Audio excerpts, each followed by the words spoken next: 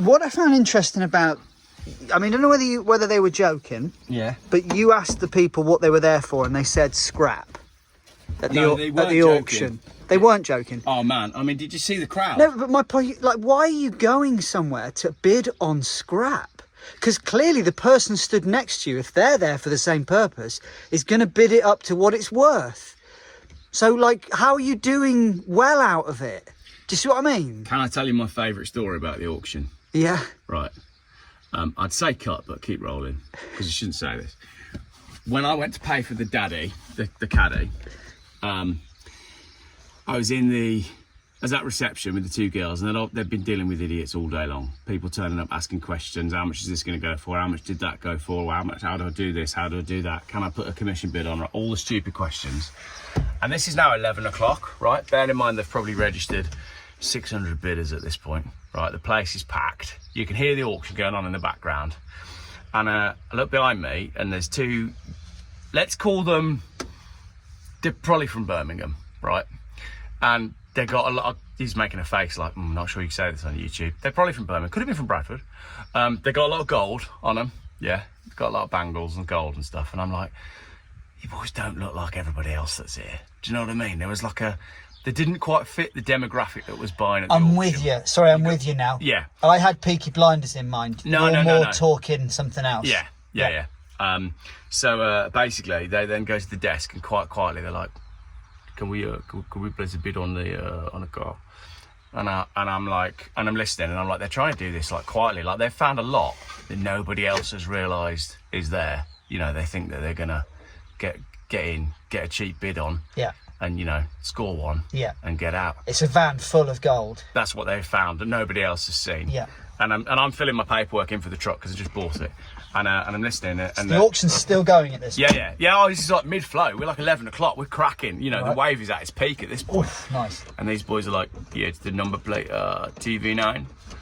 And I was like, basically what I wanted to say was, guys, you've come down here thinking you're going to buy a number plate for 500 quid.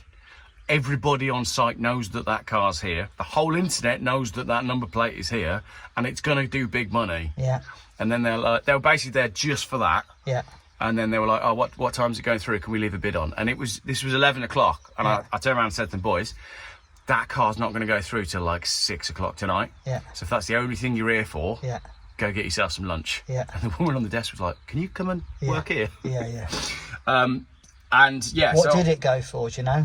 Well, bearing in mind that Birmingham and Bradford were, you know, going to try and snag it for 500 quid. Was that their names? I think it probably was. Yeah. Were they brothers? I don't know, probably cousins. They £71,000. What? £71,000. I thought you said this was the second highest bid. It was at that point. But the point I bought this, the only thing that had gone through for more money was that double stack transporter, and that had done like 2 and a bit. How much did it go for? 71,000. What was it on? It was on Jaguar XJS. So they're buying the plate basically. Yeah. TV9. That's all it was. Yeah. TV9. Yeah. Sorry, I didn't watch the video. I did. It wasn't in it because I got bored and gone. Okay, right. So I hadn't even filmed that bit because I was out of there. I don't want to spend all day buying scrap.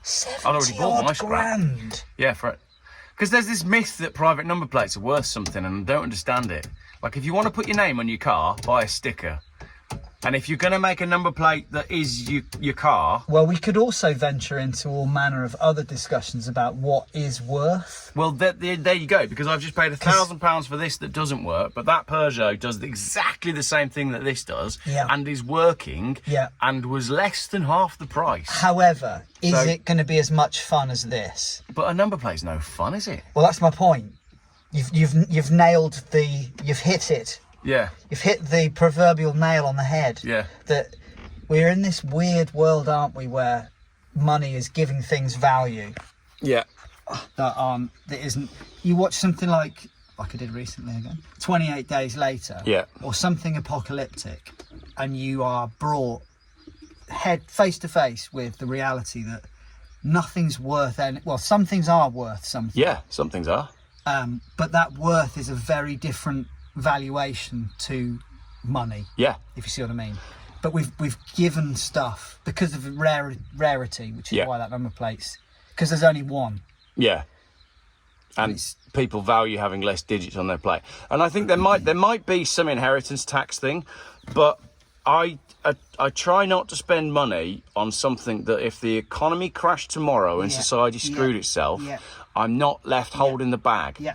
Whereas if you've got a collection of anything collectible based, like baseball cards, Pokemon cards, whatever, right?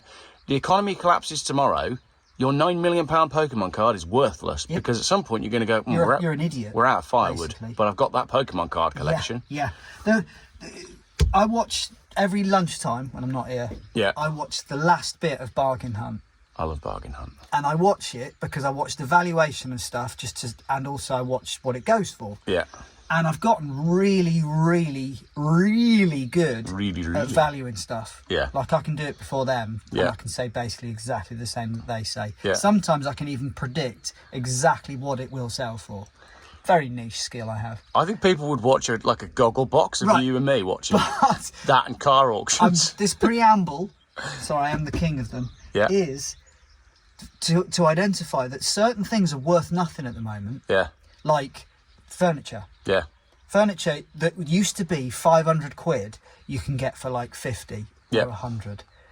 And it's like, hang on a minute. How can the value change? Yeah. It's still the same thing. And this is what we're talking about, basically. But this is where I'm at with cars. So, we drove to the beach yesterday in a £30,000 Volvo. Yeah. That I paid 1,200 quid for.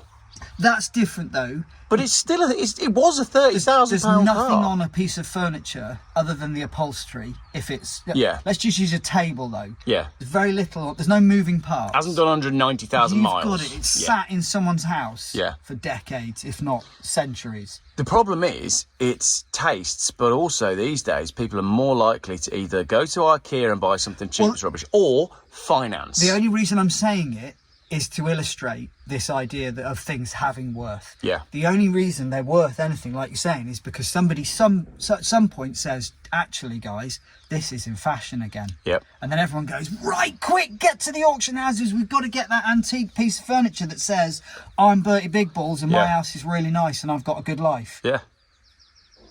I mean, I am with that crew. I built, not with them, but I did study design. Yeah. But it's like, wow. But and again, this is like the whole design thing. There's a difference between something that is very well designed and aesthetically pleasing and something that is expensive just because it's expensive. Yes. And that's what a lot of the clothing that people are wearing these days is fucking awful. Well, but it's expensive because it's got the right name on it. Yeah. I'm not wearing fucking Rob M, are they? Well, I was about to go on to it, but I'll save it. Save that for another day. Anyway, I'm not sure you can put any of this on. I think it's all very usable. I'm bored myself. No, it's interesting because I just don't see any value in stuff that is not going to have value when society inevitably collapses. We're in the late stages of capitalism. This is what's World War III's going on. I'm just now hearing a wonderful irony and just wondering whether to take the camera off you and walk around the barn and just show people all the things that you've bought that are going to be worthless come the apocalypse. They're all going. Not to mention the one with Saturn. Yeah, well... But you've got to have fun, haven't you? Well, that's where we started with that little We're not buying things that are tens of thousands of pounds. No, for the sake of it. It's big risk. But are they buying them to keep or to sell? It's hard to know, innit? No car you're making money on, generally. No, I mean the number plate. Are they? Yeah, the number plate. I think there's to sell it on. Is it a bit? Are they conducting business? I wonder how much of it. Hoarding? I wonder how much of it also is a tax dodge, because if you buy a house and pass it down to your children, they pay inheritance tax. But if you gift your children a number plate, does that avoid it? And there's probably clever people in the comments that know about this sort of stuff and how it works. Are there clever people in the comments? Sometimes. Is that where they live? Yeah, they live in the comments. You live in the video bit? Yeah. Do they live in the comments? I think they do. They never actually move from the comments to the real world. You know how when you were a kid, little people used to live inside machines to make them work? Yeah. I'm imagining numbskulls.